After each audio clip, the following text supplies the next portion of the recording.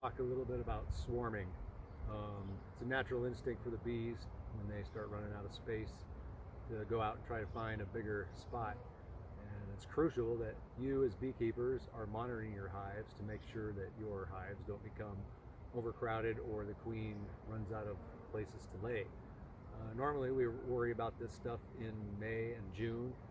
This year, given the weather and whatnot, it's happened a lot sooner. So if you're not getting into your hives at least once a week and taking a look at them, you're putting yourself at risk for your hives getting fat really quick, and those queens and the bees wanting to leave. Those of you with packages don't really have to worry about it as much. It takes some time for the bees to work out and draw out some comb. But that's not to say that it can't happen for a really ambitious hive and they're full of workers and want to build up that comb really quick. So make sure you're getting into your hives every week. I missed a couple days. I ended up going about 10 days and got in there and found a new queen and a bunch of queen cells. And she was piping, and this is the second time I've had this happen to me this year. One was with another person's hive. This one was with my own. So now I'm taking those queen cells home and I'm going to make a nuke. So it's good for me. I'll build up my bees, or maybe be able to raise a queen in a little hive, a nuke for somebody else that's lost theirs or wants to expand. So I'll go ahead and show you what I've got, and we'll take it from there.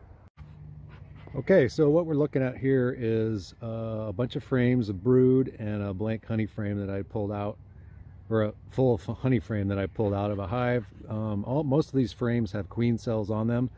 I'll go through them each individually, make sure that there isn't a queen that has already emerged and running around in there. But I'm pretty sure there isn't. I've already been through it a couple times. But I'm going to go ahead and move this. This is going to be my nuke with queen cells. And I'm taking all the nurse bees and the some of the workers and whatnot that are there with them. And we'll bring them back, and they'll hopefully I'll make some new queens and get a new nuke and ultimately a new hive out of it. So let's take a look.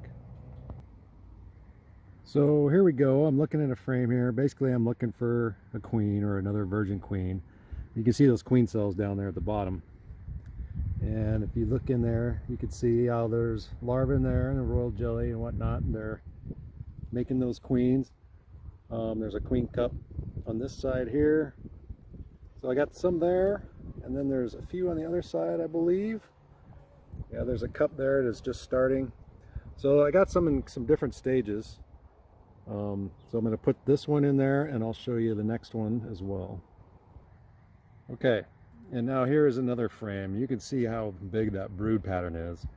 And pretty much every frame in that box, even though I've given them room a couple times, they filled those up and just basically they ran out of space, and they're making classic swarm cells. You can see there's two more queen cells down there.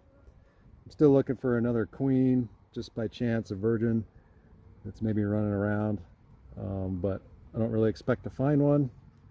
And you can see the other side of that frame, another big brood pattern, plenty of drones.